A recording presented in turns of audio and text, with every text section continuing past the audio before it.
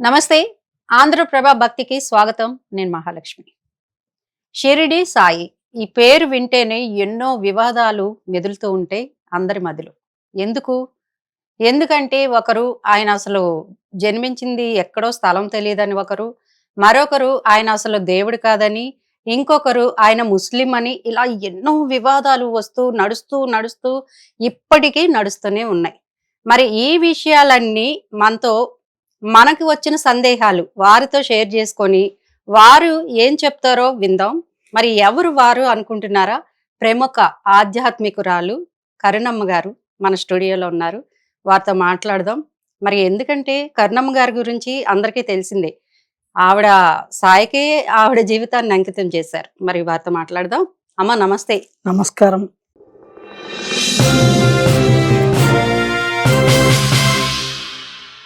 ఇలాంటి వివాదాలు విన్నప్పుడు మీకు ఏమనిపిస్తుంది అసలు? నవ్వుకుంటాను. ఉమ్, వారి అజ్ఞానానికి, అమాయకత్వానికి, వారిలో ఉన్నటువంటి ఆ మాయ, ఏదైతే మాయలో వాళ్ళు ఉన్నారో ఆ మాయకి వాళ్ళు రకరకాలుగా మాట్లాడుతూ ఉంటే ఉమ్, ఆ మాటలు నా చెవులు పడినప్పుడు నవ్వు వస్తుంది నాకు. ఈ ప్రపంచములో, భగవత్ సృష్టిలో, ప్రకృతిలో ప్రతి పంచభూతాల్లో ఉన్నటువంటి ప్రతి అణువు కూడా పరమాత్మ యొక్క స్వరూపమే అని ఎవరైతే తెలుసుకోగలుగుతారో ఉమ్, వాళ్ళు ఇటువంటి మాటలు మాట్లాడరు. ఉమ్, కేవలము మాయలో ఉన్నవాళ్ళు, అజ్ఞానులు లేదా అవకాశవాదులు, స్వార్థపరులు, అలాగే ధనార్జన కోసం వెంపర్లాడేవాళ్ళు, లేదా వాళ్ళని వాళ్ళు ప్రకటించుకోవడానికి పేరు ప్రఖ్యాతుల కోసము, గుర్తింపు కోసము కొంతమంది అనాదిగా ఈరోజు కాదు అవును. ఉంటూనే ఉన్నారు. ఇంకా ఇప్పుడు ఎక్కువయ్యారు. ఎందుకని ఎక్కువ అవుతున్నారు అసలు? నాకు వచ్చిన డౌట్ ఇది. ఎందుకంటే అండి ఆ, ఏదో ఒక వ్యాపకం కావాలి. అది ఏదైతే త్వరగా మనము 10 మందిలో గుర్తింపు తెచ్చుకోగలము, ఉమ్, ఏదైతే త్వరగా మనము నేమ్ లైట్లోకి వెళ్ళగలము, ఏదైతే మనం ఆర్థికంగా స్థిరపడగలము, ఏదైతే మనం సమాజంలో ఒక నేను అని అనిపించుకోగలము ఉమ్, అనే సబ్జెక్ట్ ఉంటుందో అది వెతుక్కుంటారు వీళ్ళు. ఉమ్, వెతుక్కుని వాటి జోలికి ఎడతారు.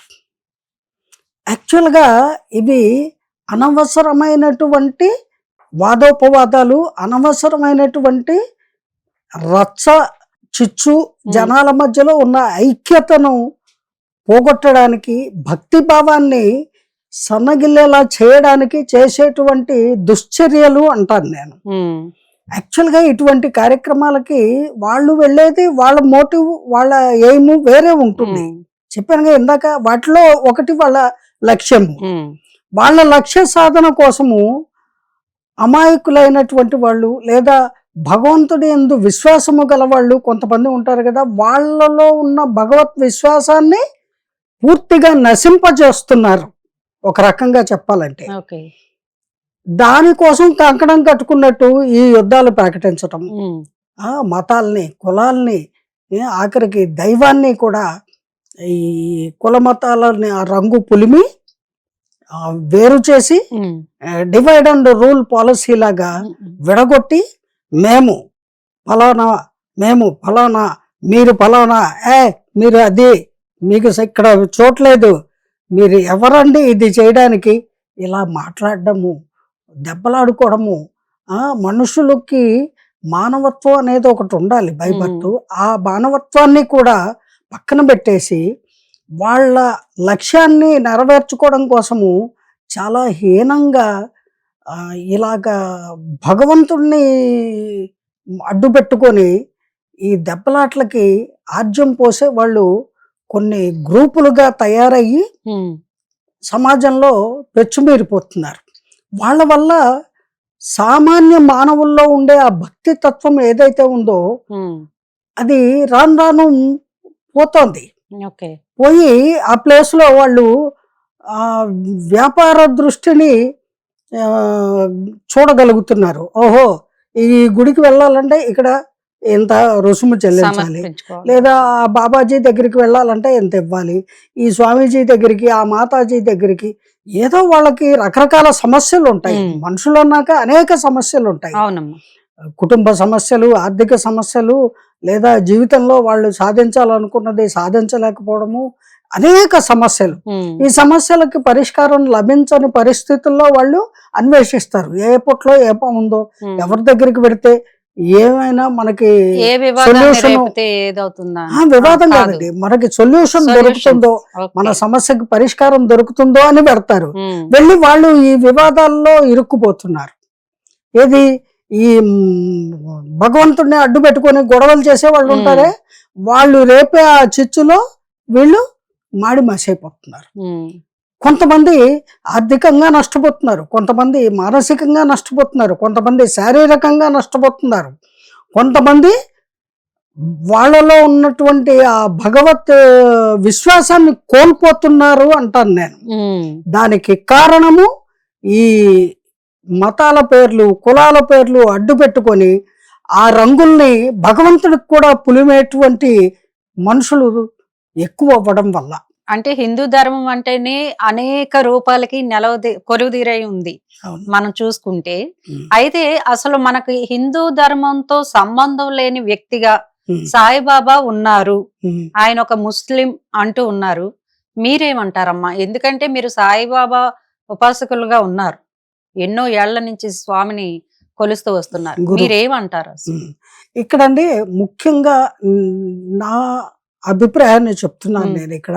గురువు మనకి తల్లిదండ్రులు చిన్నప్పటి నుంచి గురుర్ బ్రహ్మ గురుర్ విష్ణు గురుదేవో మహేశ్వర గురు సాక్షాత్ పరబ్రహ్మ తస్మై శ్రీ గురవే నమః అనే ఒక శ్లోకాన్ని నేర్పిస్తారు. ఉమ్. లేదా మనం విని ఉంటాము, విన్నాం, స్కూల్లోనో చిన్నప్పటి నుంచి పెద్దవాళ్ళు వింటున్నాం. చెప్పబట్టు. ఉమ్. అలాగే మాతృదేవో భవ, పితృదేవో భవ, ఆచార్య దేవో భవ, అతిథి దేవో అతిథి భవ. దేవో. ఆచార్య అంటే ఎవరు? గురువు. గురువు. గురువు అంటే విద్య నేర్పేవాడే కాదు, ఉమ్. మానవ జీవనాన్ని ఎలా కొనసాగించాలి అనే సన్మార్గాన్ని, సత్సంగతులని బోధించేటువంటి వాడు, జ్ఞానాన్ని బోధించేటువంటి వాడు, ఉమ్. సత్సంగతులు మనకి వివరంగా వివరించి చెప్పేటువంటి వాళ్ళు, ఉమ్. వాళ్ళు గురువులు. అటువంటి గురువులు దైవంతో సమానం. ఉమ్. గురువే దైవం. గురువుని దైవంలా మనము ధ్యానించవచ్చు, సేవించవచ్చు, పూజించవచ్చు. ఓకే. ఎంత మాత్రము తప్పు కాదు. ఉమ్. అలాగే గురువుకి గుడి కట్టడము, గురువుకి ఒక మందిరాన్ని నిర్మించుకోవడము, లేదా గురువుని ధ్యానించుకోవడము, అర్చించుకోవడము, పూజించుకోవడము, ఉమ్. ఇవేవి తప్పు కాదండి, గురువు దైవంతో సమానం కాబట్టి. అవును. కానీ అటువంటి గురువులు ఎవ్వరూ కూడా నేను దేవుణ్ణి అని చెప్పలేదు. అలాగే బాబా గారు ఎన్నడూ కూడా నేను దేవుణ్ణి, నాకు గుడి కట్టండి, నన్ను పూజించండి ఓకే. అని చెప్పిన దాఖలాలు ఎక్కడా ఉమ్. లేవు. ఉమ్. భక్తి కొద్దీ ఆయన్ని సేవించినటువంటి శిష్యులు ఆ కాలంలో, ఉమ్. ఆ తర్వాత కాలంలో కూడా వారిని గురువుగా భావించి ఉమ్. సేవిస్తున్నటువంటి వాళ్ళు వాళ్ళ భక్తి కొద్దీ, వాళ్ళ శక్తి కొద్దీ బాబా గారికి మందిరాలను నిర్మించి, ఉమ్. షిరిడి దాకా అందరూ వెళ్ళలేక వాళ్ళున్న ప్రాంతంలోనే వాళ్ళకి సమీపంగా ఒక దేవాలయాన్ని, ఒక మందిరాన్ని నిర్మించుకొని ఉమ్. అక్కడ పూజించుకుంటూ, అక్కడ అర్చించుకుంటూ, వాళ్ళకి చేతనైన విధంగా వాళ్ళు స్తుతిస్తూ వాళ్ళు ఆరాధనా కార్యక్రమాలు చేసుకుంటున్నారు. ఓకే. దీన్ని కొందరు సహించలేక దాన్ని అడ్డు పెట్టుకొని వారికి ఏ మతము, ఉమ్. ఏ కులము, ఆయన దేవుడు కాదు, ఆయన చెప్పాడా మీకు దేవుడని? ఉమ్. మీకు చెప్పారా అండి? ఎవ్వరికి చెప్పలేదండి. బాబా గారు ఎప్పుడు ఎవ్వరికి నేను దేవుణ్ణి అని చెప్పలేదు.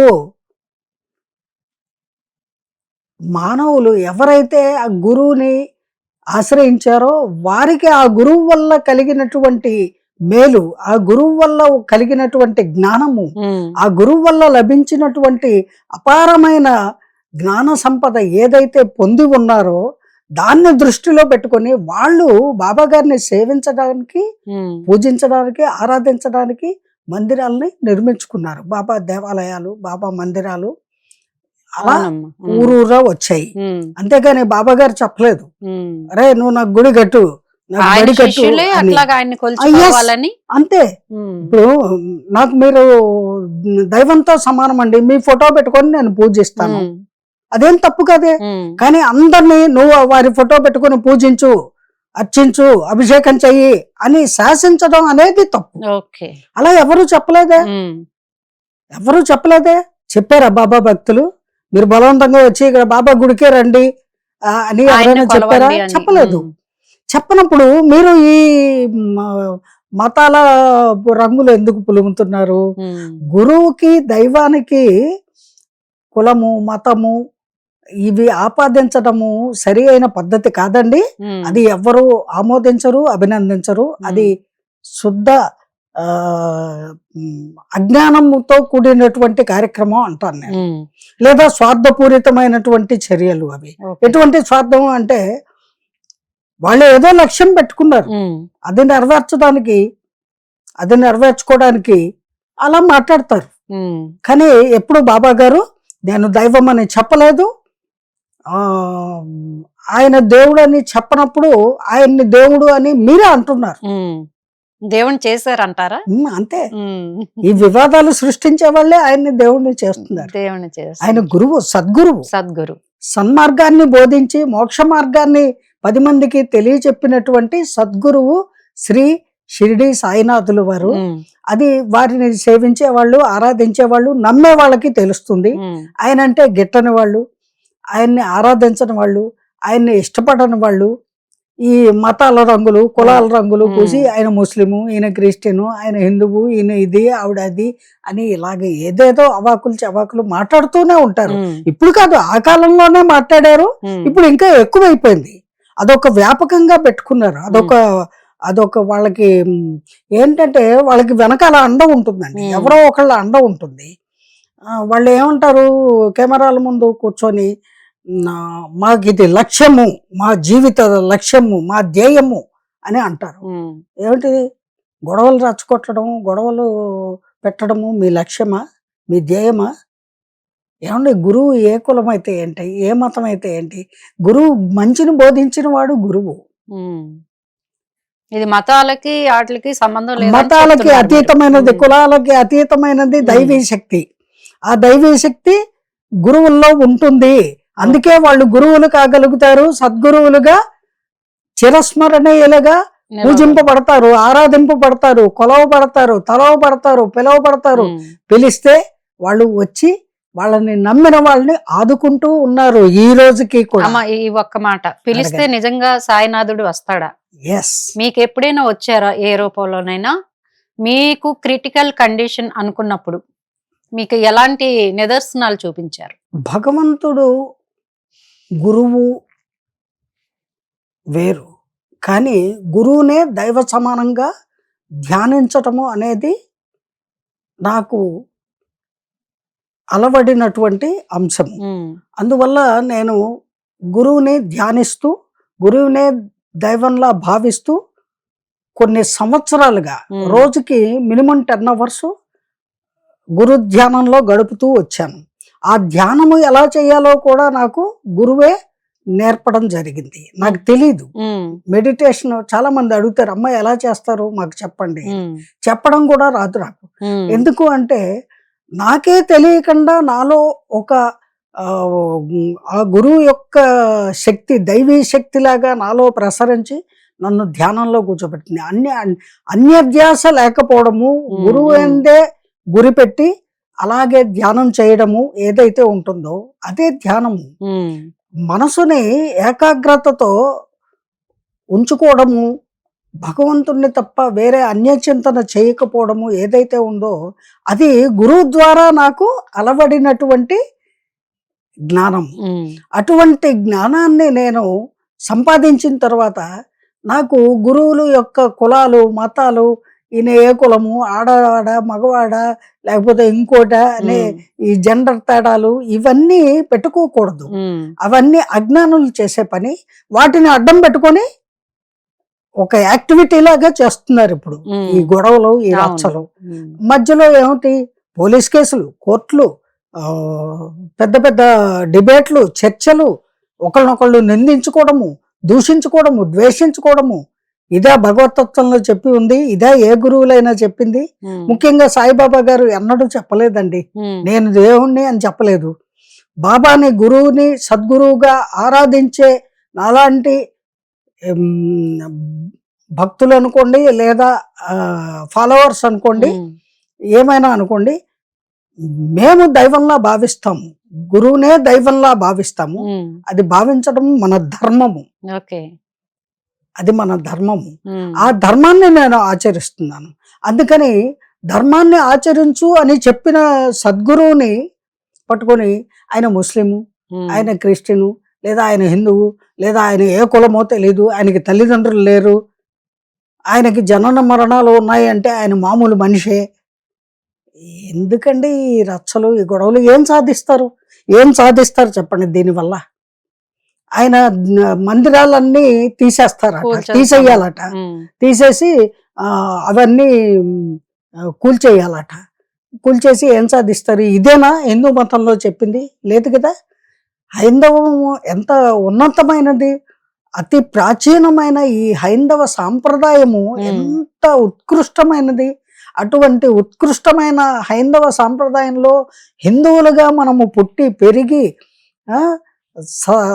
సర్వమత సామరస్యాన్ని కలిగి ఉండి, సకల జీవుల పట్ల కూడా ప్రేమతత్వాన్ని కలిగి ఉండి, సర్వత్రా పరమాత్మని దర్శించగలిగేటువంటి జ్ఞానాన్ని అందించినటువంటి మన ముక్కోటి దేవతల్ని కొలుచుకుంటూ, అట్ ది సేమ్ టైము గురువే దైవము అనేటువంటి ఒక ఉన్నతమైన ఆశయాన్ని మనము ఆ జ్ఞానం ద్వారా పొంది ఉండి, ఇలాంటి చిల్లర గొడవలు, చీపుగా వ్యవహరించడము అనేది తగదు, హిందువులకు ముఖ్యంగా తగదు.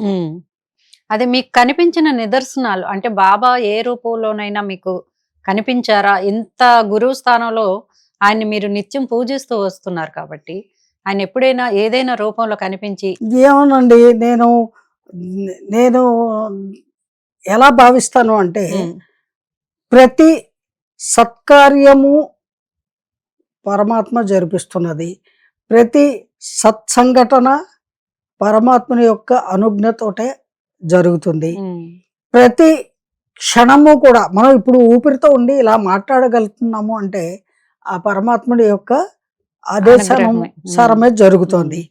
మరి ఆ పరమాత్మని సృష్టిలో పరమాత్ముడు సర్వత్రా ఉంటాడు కదా, గురువు రూపంలో కూడా ఉన్నదే ఆ పరమాత్ముడే. ఆ సద్గురువే పరమాత్మ స్వరూపుడు సాక్షాత్తు అనేది I realised. As soon as I got that small gnana, a bit of gnana, I started visualizing Sadguru Shirdi Sainatha as God. But he never told. ఆయన ఎప్పుడు ఎక్కడ చెప్పలేదు నేను దేవుణ్ణని. కానీ నా దృష్టిలో ఆయన భగవంతుడు, సద్గురువే దైవంతో సమానము. అందువల్ల ఎప్పుడైతే ఆ అణుమాత్రమైన జ్ఞానము నాకు సంక్రమించిందో సద్గురు యొక్క ధ్యానం వల్ల, అంతకు మించి ఏం కావాలి తల్లి అనుభవము? ఆ అనుభవము పొందగలగడమే ఒక యోగము. ఆ యోగాన్ని, ఆ యోగ్యతని కలిగి ఉండటము అనేది అసామాన్యమైన విషయము. దానికి కావాల్సింది ఏంటి? భగవంతుని పట్ల, గురువుల పట్ల సద్భావన కలిగి ఉండాలి. ఆ సద్భావన ఎవరికైతే ఉంటుందో వారికి తప్పనిసరిగా సర్వకాల సర్వావస్థల యందు సద్గురువు తోడు నీడగా ఉండి ఏ కష్ట నష్టాలు కలగకుండా, బాబా గారు అంటారు సచ్చరిత్రలో ఉంది, నన్ను నమ్మి ఒక్క అడుగు వెయ్యి, మిగతా అడుగులు ముందుకు నేను నడిపిస్తాను. ఇప్పటి వరకు ఆయన నమ్మిన తర్వాత ఆయనే నడిపిస్తున్నారు. ఇంతకంటే అనుభవం వేరే వెంటే ఉన్నారని చెప్తూ వస్తున్నారు మొత్తానికైతే. ఎవ్రీవేర్ ఆ కెమెరాలో ఉన్నది ఆయనే. ఆయన్ని ద్వేషిస్తూ దూషిస్తూ ఆయన్ని భగవంతుడిగా చెప్తున్న వాళ్ళు ఉన్నారే, ఆయన దేవుడు కాడు కాడు అంటూ ఆయన్ని దేవుణ్ణి చేసిన వాళ్ళు ఉన్నారు, వాళ్ళలో ఉన్నది కూడా ఆయనే. అది వాళ్ళకి తెలియదు, అదే వాళ్ళ అజ్ఞానం. అంచేత ఇంతకంటే అనుభవం వేరే నేను ఆశించట్లేదు. కాకపోతే బాబా గారు నేను ఉన్నా అనే విశ్వాసాన్ని కలిగించడానికి, ఆ నమ్మకాన్ని పెంచి ముందుకు నడిపించటానికి అనేక మంది భక్తులకి కష్టాల్లో ఉన్నప్పుడు బాబా అని తలుచుకోగానే ఏదో ఒక రూపంలో ఆ కష్టం తొలగిపోవడం, ఆ సమయానికి ఎవరో ఒకళ్ళు వచ్చి ఆదుకోవడము, వాళ్ళ సమస్యలు పరిష్కరింపబడ్డము నిత్యము జరుగుతూ ఉంటాయి. అలాగే నేను ఏది కోరినా, ఇప్పుడు కూడా చెప్తున్నా, నేను ఈ కార్యక్రమంలో ఈ మీడియా ముఖంగా చెప్తున్నా, నేను బాబా ఆ బిడ్డకి అనారోగ్యంగా ఉంది కాపాడు, చిన్న వయసులో ఉన్నాడు అంటే అతనికి ఆ అనారోగ్యం తొలగిపోయి ఆరోగ్యవంతుడు అవుతున్నాడు. మరి అది నా మనశుద్ధి అయినటువంటి భక్తితో నేను ఆర్తిగా అడిగినందువల్ల జరుగుతుందో, లేదా బాబా గారే జరిపిస్తున్నారో, బాబా గారే జరిపిస్తున్నారు అనే నా విశ్వాసమే అక్కడ కాపాడుతోందో, that I don't know, but it is happening. బాబాని తలుచుకుంటే చాలు విజయ పరంపరలే తప్ప ఎక్కడ కూడా ఇది ఈ అన్యాయం జరిగింది, ఆ కష్టం వచ్చింది, ఈ నష్టం వచ్చింది అనేటువంటిది ఎప్పుడూ లేదు. భగవంతుడు పరీక్షలు పెడతాడు, అది అలాగే గురువులు కూడా అనేక పరీక్షలు పెడతారు. వారిని మనము త్రికరణ శుద్ధిగా నమ్మామా లేదా అనేది మనకు అర్థం అవడం కోసం ఆ పరీక్షలు పెడతారు. అంతేగాని అది నిన్ను నమ్ముకుంటే ఈ కష్టాలు ఏంటి స్వామి, ఈ కష్టాలు ఏమిటి తండ్రి, ఈ కష్టాలు ఏమిటి బాబా అని అజ్ఞానంతో చాలా మంది అనుకుంటారు. అది బాబాని నమ్మితే వచ్చే కష్టాలు కాదు. నమ్మలేదు కాబట్టి వాడి ప్రారంధ కర్మను వాడు అనుభవించాలి కాబట్టి ఆ అనుభవించే క్రమంలో అది తట్టుకోలేక అలా మాట్లాడతారు మానవులు. అంతేగాని గురువు చేసిన ఇదేమీ లేదు, లేదా భగవంతుడు చేసిన అన్యాయము ఏమీ లేదు. ఇక్కడ మన యొక్క ప్రారంధ కర్మలు అవి మనకు కూడా వస్తాయి కాబట్టి వాటి యొక్క ఫలితాన్ని మనము అనుభవించాలి. నేను నిప్పు ముట్టుకొని బాబా నా చేయి కాలకూడదు అంటే కుదరదు, కాలు తీరుతుంది. బాబా నేను నిప్పు ముట్టుకోకుండా నన్ను కాపాడు అంటే నిప్పు ముట్టుకోకుండా, నిప్పు ఉంటే కోరుకోవాలి, జరగలేంది కోరుకోవాలి. అలా కాదండి, ఏదైనా కోరచ్చు, కానీ మన కోరికకి న్యాయబద్ధంగా ధర్మబద్ధంగా ఉందా లేదా అనేది గురువు గమనిస్తూ ఉంటారు. ఎందుకని గురువు తల్లి తండ్రితో సమానము, దైవంతో సమానము. తనని నమ్మిన, తన విశ్వాసంతో తనని నమ్మి ముందుకు నడుస్తున్నటువంటి బిడ్డలు కష్టాలు పాలవడం ఏ గురువు సహించడు. అందుకని పిచ్చుక్క కాలికి దారం కట్టి లాగినట్టు ఆ కష్టం నుంచి అలా గట్టెక్కించి పక్కకి తీసుకువెళ్తాడు. అక్కడ సుడిగుండం ఉంటే అందులో పడినిస్తాడా? ఆయన కాపాడతారు. అలాగా నమ్మిన వారికి నమ్మనంత, నమ్మని వాడికి ఇదిగో ఈ కులాలు మతాలు కొట్లాట్లు ఇవే మిగులుతాయి. తీయించండి, మీకు సాధ్యమైనన్ని దేవాలయాలు బాబా గారు కూలగొట్టించండి. ఊరుకుంటారా బాబా గారు? చూడండి ఏం జరగబోతుందో, టచ్ చేసి చూడండి, తెలుస్తుంది. అయితే ఇక్కడ ఇంకొక అంశం కూడా ఉందమ్మా. చాలా సాయిబాబా మందిరాల్లో బాబా గారి విగ్రహం ఇలా కూర్చొని ఉంటుంది, ఆయన పోస్చర్. వారి పాదాలకి కింద భాగంలో మన హైందవ దేవి దేవతల విగ్రహాలు ఇంత 1 feet పెట్టి అర్చనలు అభిషేకాలు చేస్తూ ఉన్నారు. ఎక్కడ ఈ అనేక తెలుగు రాష్ట్రాల్లో ఉన్నటువంటి బాబా మందిరాల్లో దాన్ని చాలా మంది విమర్శిస్తున్నారు. అలా చేయడం అనేది కరెక్ట్ కాదు. మీరు చేయండి, అభిషేకాలు చేయండి, పూజలు చేయండి, ఏమైనా చేయండి. బాబా విగ్రహంకి ఒక ప్లేస్ కేటాయించి, అలాగే దేవీ దేవతలకి సపరేట్ ప్లేస్ పెట్టి అక్కడ మీరు పూజించండి, అర్చించండి, ఎవరు వద్దనరు. అదేం తప్పు కాదు. అవి ఉండకూడదు, అవి ఉన్నాయి కాబట్టి ఇవన్నీ నాశనం చేసేస్తాం మేము అని ఒక వర్గం వాళ్ళు చాలా ఆగ్రహ వేషాలతోటి ఊగిపోతున్నారు. చేయండి, ఏం చేస్తారు చేయండి. అండి, దైవ సమానుడు అయినటువంటి సద్గురువు చూస్తూ ఊరుకోడు. మీరు చేయగలిగింది మీరు చేయండి, గురువు ఏమి చేయాలో ఆయన చూసుకుంటాడు. ఇది అజ్ఞానంతో అనే మాటలమ్మా. వాటిని నేను పట్టించుకోను. వాళ్ళ అజ్ఞానానికి నవ్వుకుంటాను నేను. మొత్తానికి ఒక మంచి విశ్లేషణ ఇచ్చారు. అమ్మా అసలు బాబాని మీరు ఇంతగా ఆరాధిస్తూ వస్తున్నారు కాబట్టి మరి ఎవరైనా డిబేట్ తో వస్తారా అంటే డిబేట్ లో కూర్చుంటారమ్మా? ఖచ్చితంగా అండి, ఖచ్చితంగా. ఎందుకంటే ఇక్కడ గురువుకి గాని భగవంతుడికి గాని పరమాత్ముడు దైవం, మనం ఏదైతే దైవంగా భావిస్తామో, దేవతలుగా భావించి కొలుస్తాము, సేవిస్తాము, ఆరాధిస్తాము, పూజిస్తాము, వాళ్ళ ఎవ్వరికీ కూడా కులము మతము ఇవన్నీ ఉండవు. ఇవన్నీ మానవులు వాళ్ళ సౌలభ్యం కోసము, వాళ్ళ జీవన విధానాన్ని, నాగరికతను వాళ్ళు ఒక క్రమబద్ధంగా నడుపుకోవడం కోసం ఏర్పరచుకున్నటువంటి దారి, సౌదాలు, నిర్మించుకున్న సౌదాలు, అడ్డుగోడలు, వాళ్ళు పెట్టుకున్న బౌండరీస్ ఇవి. అంతేగాని ఈ దేవుడికి అవేమి ఉండవండి, అవేమి ఉండవు. ఇది మన వేదాల్లోనే చెప్పబడి ఉంది. పవిత్రమైన ఉపనిషత్తుల్లో కూడా భగవత్పాదుల వారు క్రిస్టల్ క్లియర్ గా అద్వైత సిద్ధాంతంలో ఆయన చాలా అద్భుతంగా చెప్పినటువంటి అంశాలు. అవి తెలిసిన ఎవరైనా సరే ఇలాంటి అజ్ఞానపు చేష్టలు, మాయలో మునిగి తేలేటువంటి మాటలు, గొడవలు, పేచీలు వాటి జోలికి పోరు. అవి తెలియని వాళ్ళే చేస్తారు. లేదా అవి తెలిసి కూడా ఎవరైనా చేస్తున్నారంటే వాళ్ళకి ఏదో ఒక లక్ష్యం ఉంది, ఏదో స్వార్థ స్వప్రయోజనాలు ఉన్నాయి, వాళ్ళు ఏదో ఆశించి చేస్తున్నారు.